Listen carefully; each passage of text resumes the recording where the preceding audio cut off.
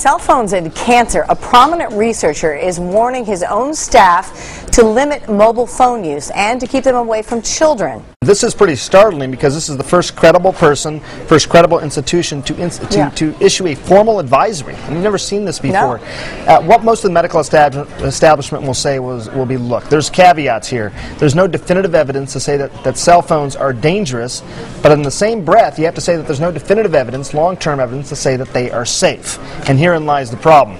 The advisory is specifically also targeting children, saying they have smaller heads, they have softer brains, that radiation can penetrate more easily.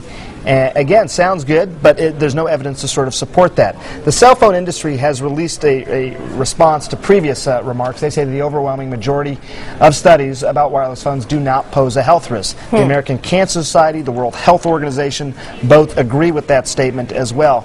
But, you know, it's one of those things. It's been out there for some time. A lot of reputable people believing this, but this is the first formal advisory coming out. Yeah, I feel like we're going down that same path of immunizations and vaccines. You know, there's no definitive research that they may lead to autism. This is the same type of thing, but yet people are very aware and start sort of rethinking their habits or, you know, what they're doing with regard to studies like this. Yeah, and I think that they're not saying don't use cell phones. Right. Nobody is saying that, but they're saying there's enough of a concern here that we should be a little bit more careful. For example, switching ears, you know, so you limit your exposure.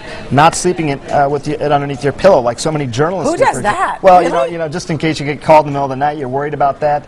Limiting your overall cellular minutes, using a wired headset. You know that I do that quite a bit. Yep. Putting time limits on children, text messaging. There's all sorts of different things that are they're offering specific sort of options for people who might be worried about this. Yeah, and I'm just saying, use the nightstand. Don't put the phone underneath the bed. Right. I mean, well, if you have it on vibrate, right though, you may not hear it. You know, so it's just make it ring. I've gone through this whole. I know. That's why I'm But then my wife yells at me. It's a thing. I'm just trying to save you from Rebecca. But she yells at me for other things as well. So. Let's stay on track, though.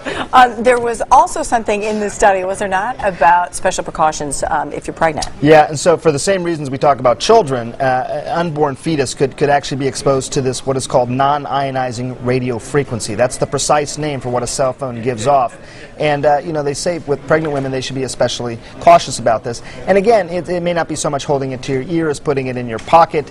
Yeah. If you think about this as a electromagnetic radiation generator, how would you treat it any differently? That's sort of the point of this advisory. Maybe you wouldn't put it in your front pocket, maybe you put it in a bag instead.